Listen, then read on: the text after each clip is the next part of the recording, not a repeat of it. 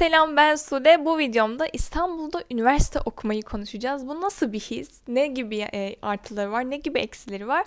Ve bunları konuşalım istedim. Öncelikle tercih dönemi başlamış. Bu yüzden herkese böyle e, ne diyeyim? Hayırlı olsun diyeyim şimdiden. Umarım herkes gönlünden geçen, çabaladığı, istediği bölümü kazanır ve istediği üniversite hayatını, istediği kariyerin adımlarını atmaya istediği yerden başlar diye böyle umut edip temennilerde bulunayım. Ben üniversiteye 2017'nin Ekim ayında, yani Eylül-Ekim ayında gelmiştim ve İstanbul'da üniversite okumak bence o zamanlar biraz daha e, şu anki ekonomi odaklı bakacağım. Şu anki ekonomiye göre bence daha uygundu. Yani yaşanabilmesi daha uygundu. Her şey bu kadar pahalı değildi. Yaşam bu kadar zor değildi ve biraz daha böyle hani nasıl söyleyeyim? Çoğu şeye erişebilmek daha rahattı diyebilirim. Burada okumanın, burada bir yaşam mücadelesinde olmanın ne gibi artıları var? Bencesine gelecek olursak, bir kere mücadeleye girmek zorundasınız. Bir şeyler için mücadele etmek zorundasınız. Çok fazla rakibiniz var. Şu an bu arada iyi yanlarını değil, zor yanlarını anlatıyorum. Kendi bölümünüz olsun, başka bölümler olsun. Tabii ki her yerde sizin çok sayıda rakibiniz olabilir ama burada bir yere gelmek bu kadar kolay değil. Evet diyeceksiniz ki bir sürü alan var, bir sürü şirket var, bir sürü... Hayır. Ne kadar çok yer olursa olsun yani sizin seçeneğiniz arttıkça da şansınız artıyor diye bir şey yok bence bu şehirde. Hatta bence seçenek arttıkça zorluklar da artıyor diye düşünüyorum. Belki bir şeye karar vermeniz olsun ya da işte bir yerlere giriş olsun. Bir kere çok büyük bir şehir olduğu için tanıdık insan, bir ağ kurmak, bağ kurabilmek de zor bence ve bu yüzden staj yaparken okuldaki kulüplerde çok böyle birileriyle tanışıp onlarla gerçekten samimi bağlar edinebilmek gerekiyor. Çünkü o kişilerin vasıtasıyla hep bir adım ileriye gidebiliyorsunuz gibi düşünüyorum ben. Tabii ki daha farklı tanışma hikayeleri olan veya daha farklı bağ kurabildiğinin hikayelerini anlatan insanlar illaki vardır. Peki burada üniversite okurken nelere dikkat etmeliyiz? Biraz bunu konuşalım. Öncelikle burada üniversite okurken sadece okula gideyim, sadece ders çalışayımla bence İstanbul yetmez. Okula giderken sosyal aktiviteler yapılmalı, bir sürü ortamlara girilmeli çünkü çok fazla olanağınız var. Girebileceğiniz çok fazla STK'lar var, çok fazla topluluklar var, çok fazla alanlar var ve bunların değerlendirilmesi gerektiğini düşünüyorum ki gelecekte bazı konularda çok fazla kargaşaya girip çok fazla e, ya da daralmayın. Ya kargaşaya girip demekten kastım şu. Hayatın kargaşasına girmek aslında. Ne bileyim işte bir işsiz kaldığınızda ben şimdi ne yapacağım paniğine kapılmak var, bir de ya bir de şunu deneyeyim. Benim şuradan edindiğim bir bağ vardı. Ona da bir sorayım. Belki onun da bana bir yardımı olur. Rahatlığı ve böyle bir güveni olabilir. Yani sizin edindiğiniz kaliteli bağlar. O yüzden İstanbul'da okumak sizin için çok güzel bağlar edinebileceğiniz imkanları olabilen aslında bir şehir. Size sunduğu imkanlar sebebiyle. Onun haricinde kendinizi kültürel olarak çok geliştirebileceğiniz bir şehir.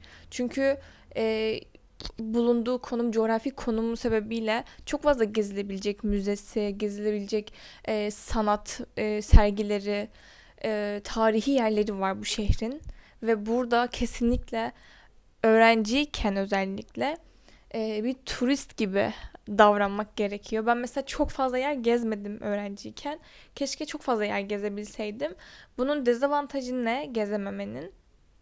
Okurken şöyle düşünüyordum. Her yeri gezersem, ben burada yaşamaya karar vereceksem yarına ne kalacak? İleride sıkılmayacak mıyım bu şehirden diyordum. Ama sonra şunu fark ettim ki üniversite bitiyor, siz bir çalışma hayatına giriyorsunuz ve bu sefer gezecek vaktiniz olmuyor.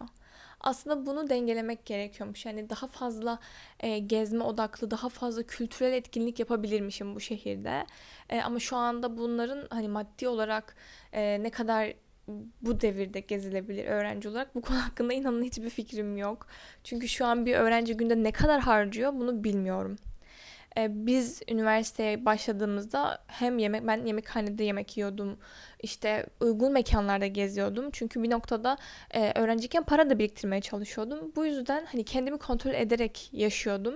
Bir şeylerden kendimi mahrum bırakmıyordum. Ama şu anki süreç nasıl? İşte öğrenciler nasıl geçinebiliyor? Çünkü sinema bile çok pahalı. Aktivite yapmak çok pahalı. Bir sürü şey ekonomik olarak çoğu şeyi engelliyor. E, Onun haricinde İstanbul'da yaşamak, deprem konusuna gelecek olursak herkese bir deprem korkusu var ve bu geçmeyecek bir korku. Yani gün içerisinde bunu düşünmüyorsunuz ama kafanızın bir yerlerinde bunun bir gün olabilitesi sizle beraber yaşıyor. Ve bunun için iyi bir evde oturmanız, kendinizi hiç olmazsa yani iyi evde oturuyorsunuz hiçbir şey olmayacak size diye bir şey yok zaten. Bir kere evde yakalanacağınız bile belli değil. Çalıştığınız kurumda, girdiğiniz bir şokta, BİM'de, herhangi bir mağazada, markette, sağlık ocağında bile başınıza gelebilecek bir şey. Bu doğal afet çünkü. Ama sizin bu olanaklarınızı yani bu olasılıkları en aza indirmeniz için mesela iyi bir evde oturmanız gerekiyor. Ve iyi evler çok yüksek kiralar ve İstanbul'da yaşamak farkındaysanız videonun başından beri maddiyat konuşuyoruz. İyi bir evde yaşamanız gerekiyor. Minimum evler 25 bin liradan başlıyor. Yurt fiyatları da yüksek, apart fiyatları da yüksek. Yani demek istediğim dışarıdan ses geliyor. Çoğu noktada belli bir maddi imkan olmadığı sürece bu şehirde okumak bence delilik. Dediğim gibi 5 sene öncesi böyle bir şey çok fazla yoktu yani.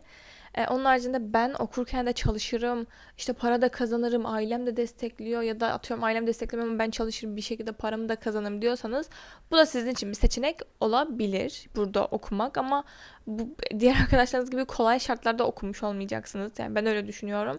Ben mesela üniversiteye başladığımda 4 ay boyunca bir kafede çalıştım ve benim için çok güzel bir deneyimdi.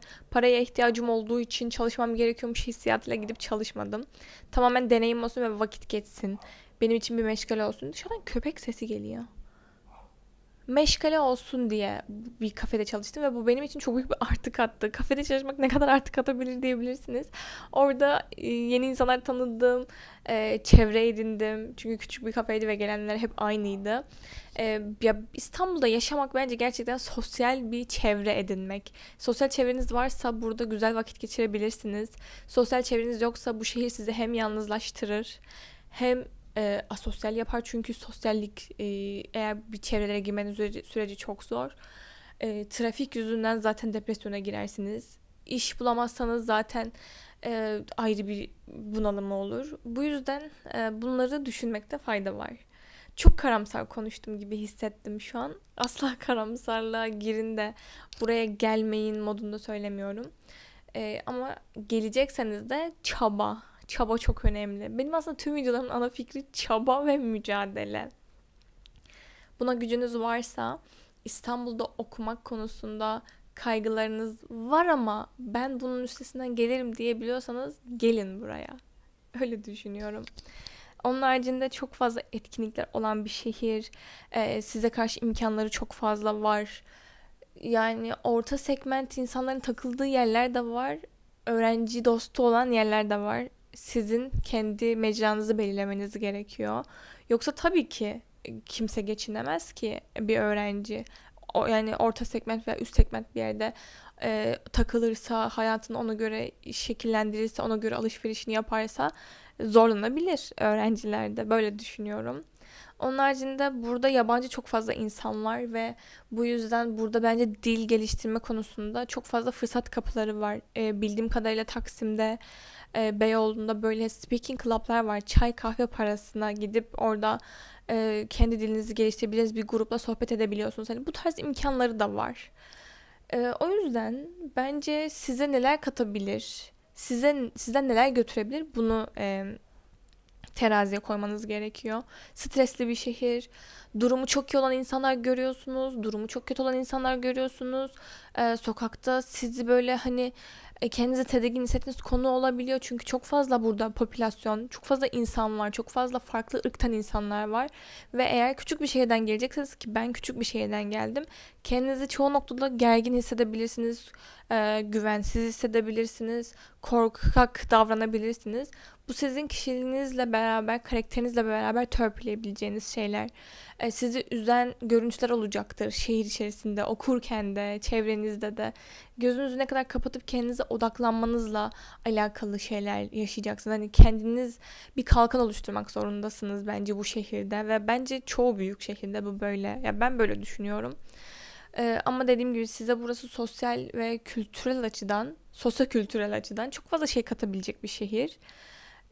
Çalışabileceğiniz çok fazla imkan, çok fazla alanlar var. Belki hayatınızda hiç duymadığınız meslek alanlarını, şirket pozisyonları da görebilirsiniz. Ama dediğim gibi bu kadar çok alan olması sizin için çok büyük bir rahatlık değil. Çünkü bir o kadar da çok fazla insan yaşadığı için çok fazla da rakibiniz var.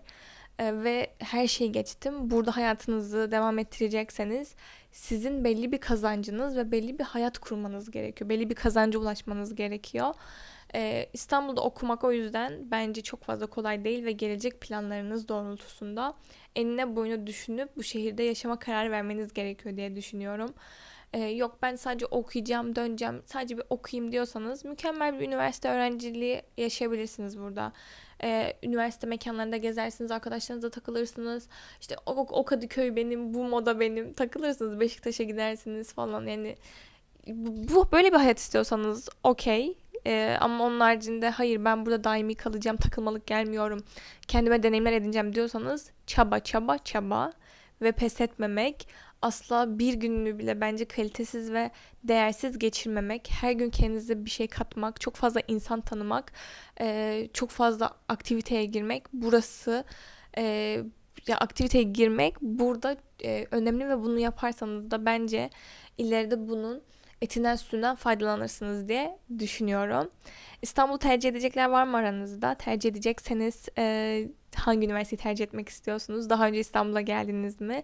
Ve bu size ne hissettiriyor? Nasıl hissettiriyor? Yorumlarda benimle paylaşmayı unutmayın. Kanalıma abone değilseniz abone olursanız çok çok çok çok çok sevinirim. Bana sorularınızı sorun ki bir sonraki video belki sizin sorunuz olabilir. Çünkü biraz böyle interaktif gitmeye çalışıyorum. Soru cevaplar yapmaya çalışıyorum. Özen gösteriyorum.